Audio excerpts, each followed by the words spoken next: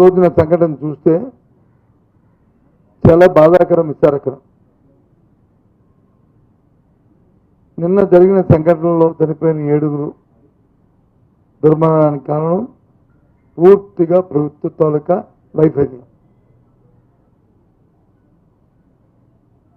ప్రభుత్వం తాలూకా నిర్లక్ష్య వైఖరి.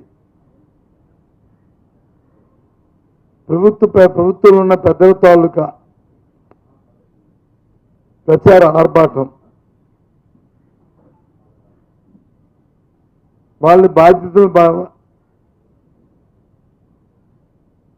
పక్కన పెట్టి ప్రచారం కోసం నిర్లక్ష్యంగా ఎంతసేపు కూడా ఆ విఐపి దర్శనాలు, విఐపి పాసులు అంతే తప్ప ఎంతమంది భక్తులు వస్తారు, ఆ భక్తులు తగ్గ ఏర్పాట్లు ఏమి చేయాలి, ఏ విధంగా ఆ వచ్చిన ఒత్తిడిని తాకిని తట్టుకోవాలి, గత సంవత్సరాల్లో జరిగిన పరిణామాలు ఏంటి, జరిగిన ఆ ల్యాప్సెస్ ఏమంటే ఆ ల్యాప్సెస్ నుంచి ఏ విధంగా మనం దాని నుంచి చూడాలి, ఇంకా బాగా భక్తులకి దర్శనము వారి సౌకర్యాలు కల్పించాలి అన్న ఆలోచనని చేయవలసిన బాధ్యత ప్రభుత్వానికి.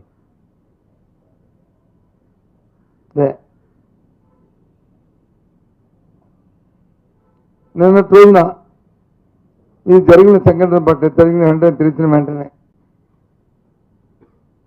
7 భక్తులు దుర్మరణం చెందడం, ఒకరికి వచ్చి ఇంజూర్డ్ అవ్వడం విషయం తెలిసిన వెంటనే మా నాయకుడు జగన్మోహన్ రెడ్డి గారు పుట్టిన అక్కడి నుంచి బయలుదేరి వచ్చి ఆ కుటుంబాన్ని పరామర్శించి వాళ్ళని వాదార్చి, ఎందుకని యంగ్ కపుల్ నేను చూసాం, వాళ్ళు చూస్తే ఉదయం దవించిపోయింది. 29 సంవత్సరాలు ఉన్న అమ్మాయి, 32 సంవత్సరాలు ఉన్న అబ్బాయి, ఆ కుటుంబానికి ఆధారమైన వాళ్ళు. అదే కుటుంబంలో ఇంకో 2 వాళ్ళని వాదార్చి, కుటుంబాన్ని వాదార్చి వెళ్ళిన నా పరిచయం. ఎందుకు చెప్తున్నా అంటే మీకు చూసాను నిన్నగాక ఒక వారం 10 రోజుల కింద, బహుశా 10 రోజులు అవుతుంది అనుకుంటా. ఆ రోజు పత్రికలో చూశాను 5 మంత్రులు వస్తున్నారు, వాళ్ళు వచ్చి సింహాచలం జరగబోయే చందనోత్సవం మీద వచ్చి ఒక సమావేశం ఏర్పాటు చేస్తున్నారు. ఆ రోజు జిల్లా పరిషత్ మీటింగ్ కూడా జరుగుతుంది, జనరల్ బాడీ మీటింగ్ కూడా జరుగుతుంది. ఆ రోజు విశాఖపట్నం జిల్లా జనరల్ బాడీ మీటింగ్ కూడా. దీని మీద తగు సూచనలు సవాలు ఇచ్చి తగు నిర్ణయాలు తీసుకుంటారని పత్రిక వచ్చాయి. ఆ మన్నాడు మళ్ళీ చూశాను, రాత్రి టీవీలోనూ పత్రికలో చూశాను. ఆ సమావేశంలో ఆ మంత్రులు స్టేట్మెంట్లు ఏంటంటే,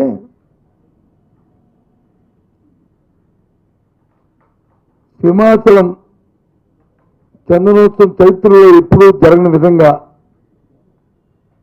ఈ ప్రభుత్వం 5 మంత్రుల్ని సమీక్ష జరపమని చెప్పింది. 5 మంత్రులు సమీక్ష చేస్తున్నాం. ఈ చందనోత్సవంలో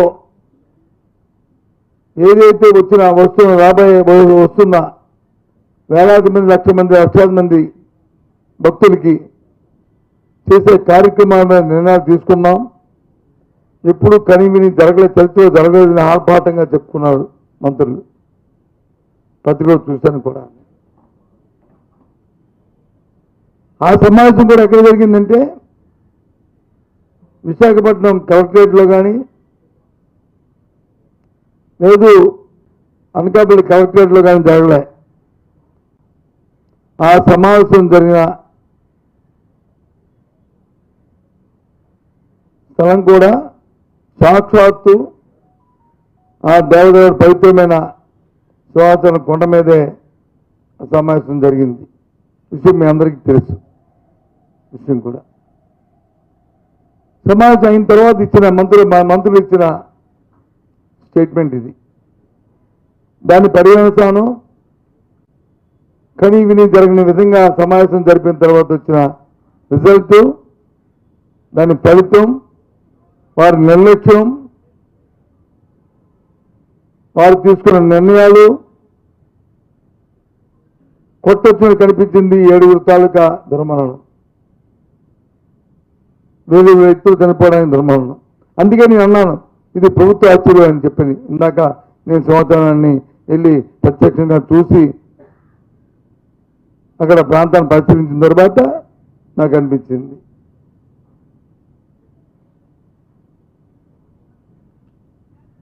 నాకు తెలిసి ఎప్పుడు కూడా ఈ ప్రాంతంలో పుట్టాను, పెరిగాను. ఎప్పుడు ఇటువంటి సంఘటన మన ప్రాంతంలో జరగలే. ఏదో ఒత్తిడి తాగాయి, కేపైతే క్యూ లైన్లో కొన్ని తొప్పులాటలు జరిగినాయి తప్ప ఇంతమంది చనిపోవడం అనేది, ఆ చనిపోవడానికి కారణం ప్రభుత్వం తాలూకా అలసత్వం, నిర్లక్ష్యం, వారి తాలూకా అహంకారపూరితమైన వారి నిర్ణయాలు కొట్టొచ్చినట్టు కనిపిస్తాయి. అందులో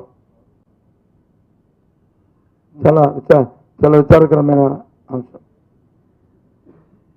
అంశం. పూర్తిగా కూడా బాధ్యత వహించాలి ఆ మంత్రులందరూ కూడా. ముఖ్యమంత్రి గారు అంటారు జరిగిన వెంటనే క్రికెట్లో పెద్ద భారీ ఎత్తున వచ్చి వర్షం కురిసింది,